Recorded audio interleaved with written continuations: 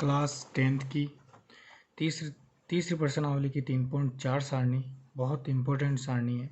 इसमें से हर एक साल 1 नंबर या 2 नंबर का क्वेश्चन बनता है। तो देखो मैं इसको समझा देता हूँ कि ये सारणी होती क्या है और कैसे इसको क्वेश्चन एग्जाम में पूछा जाता है इससे। अब देखो दो चर वाले समीकरण है, आप लोग ये ध्यान रखना, ये इनका व्यापक हल का समीकरण क्या होते हैं। व्यापक हल ये समीकरण होती है व्यापक हल a1x plus b1y plus c1 बराबर 0, समीकरण 1। और ये a2x plus b2y plus c2 बराबर 0।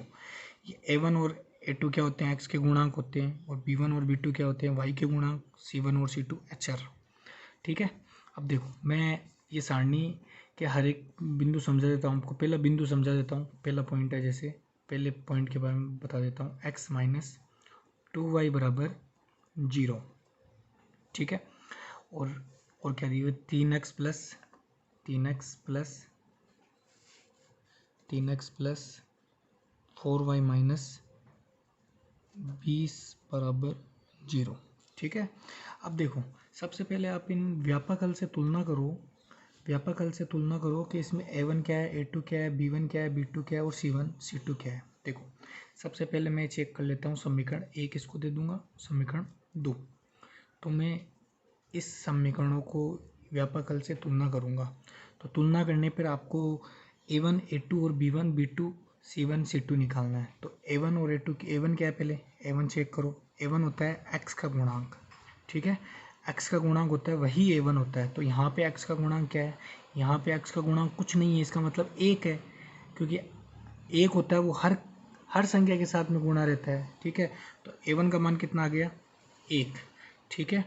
अब देखो इसमें इसी समीकरण में और क्या है, b1 भी है, तो b1 चेक करो।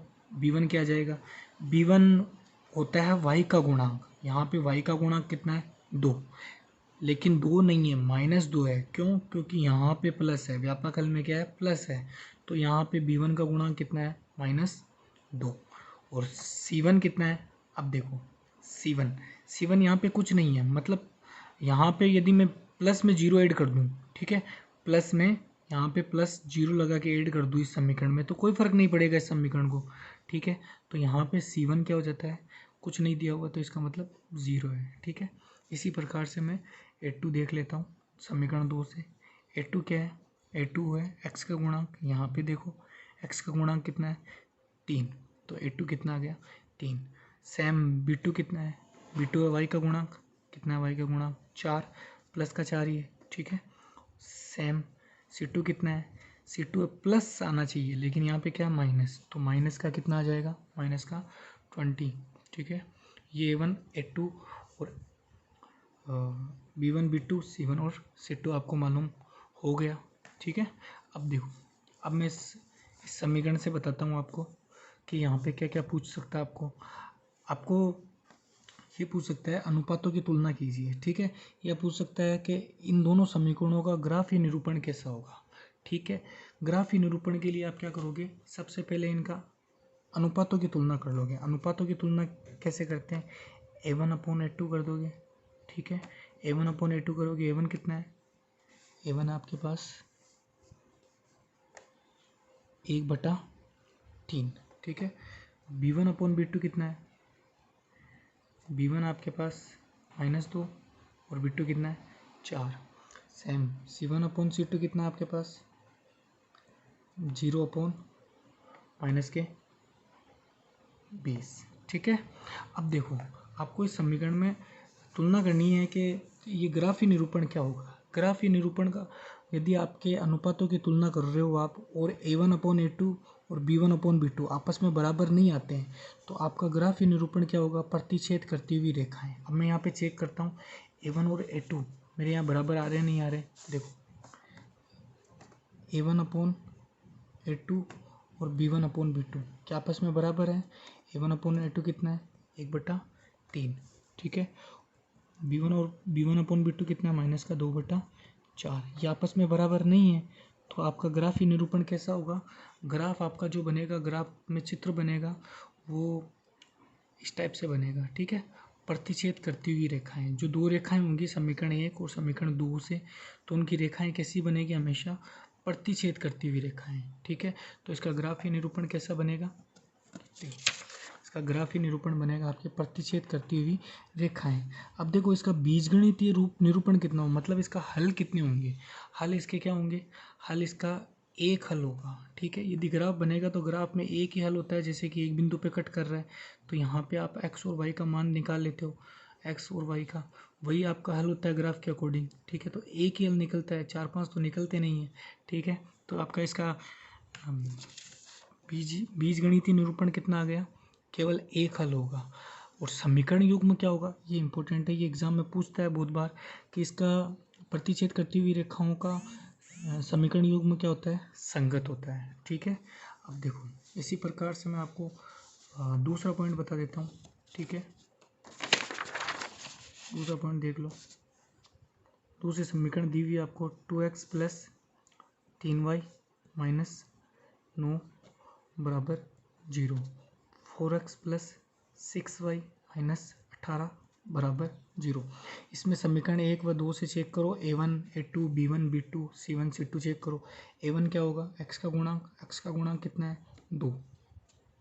a2 कितना है, समीकरण 2 का x का गुणांक 4। ठीक है, b1 कितना है, y का गुणांक कितना है, 3। c1 कितना है, -9, ध्यान रखना -9। इसी प्रकार से b2 कितना है, 6। ठीक है, y का गुणांक, और c2 कितना हो जाएगा, -18। ठीक है, अब मैं इनका अनुपातों की तुलना करता हूँ, a1/a2 b1/b2 और c1/c2, तीनों चेक करता हूँ आपस में बराबर आते नहीं आते। a1 कितना है, 2, और a2 कितना है, 2/4।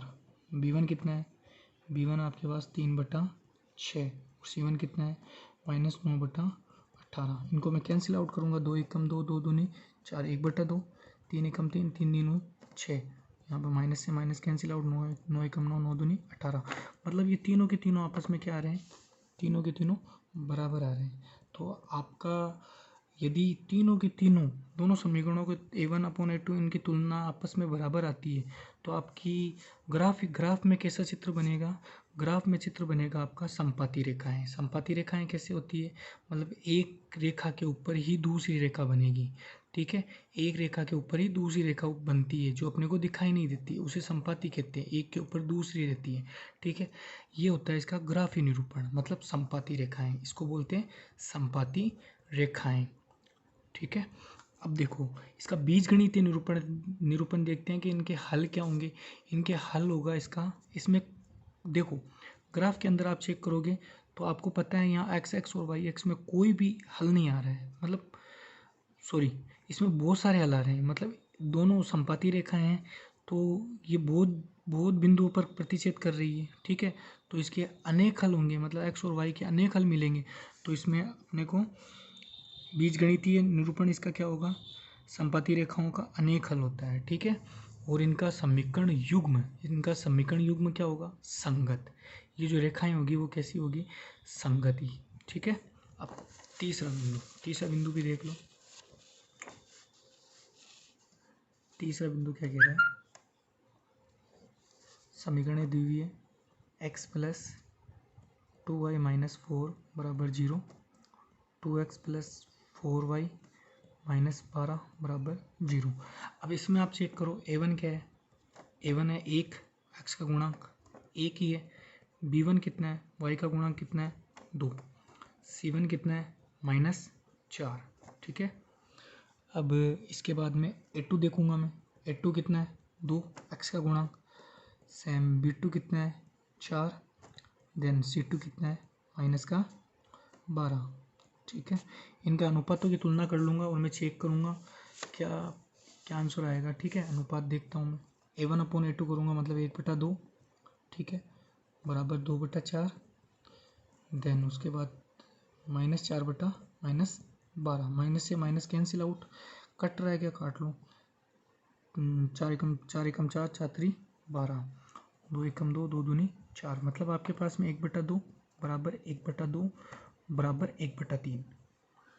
ठीक है, आपके पास में a1 अपॉन A2 बराबर आ रहा है B1 अपॉन B2 के, और बराबर नहीं आ रहा है C1 अपॉन C2 के। मतलब ये दो चीज़ें बराबर आ रही हैं और ये एक चीज़ बराबर नहीं आ रही है। अब देखो इस कंडीशन में आपको ध्यान रखना है कि यदि अनुपातों की तुलना करने पे A1 अपॉन A2 और B1 अपॉन B2 बराबर आते हैं और C1 अपॉन C2 बराबर नहीं आते हैं, तो रेखाएं कैसी बनती है? समांतर। मतलब जो आपके ग्राफ में रेखाएं बनेगी इस टाइप से बनेगी, समांतर, ठीक है, जो आपस में कभी भी प्रतिच्छेद नहीं करती है।